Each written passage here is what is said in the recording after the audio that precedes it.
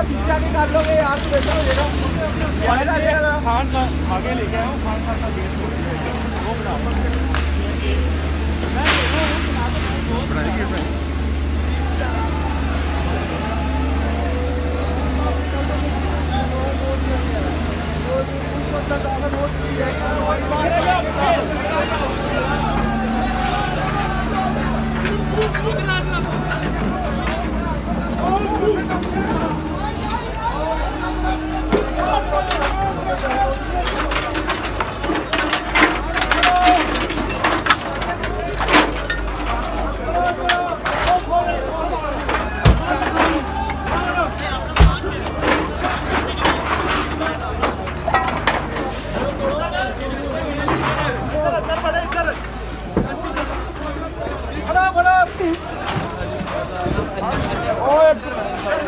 यार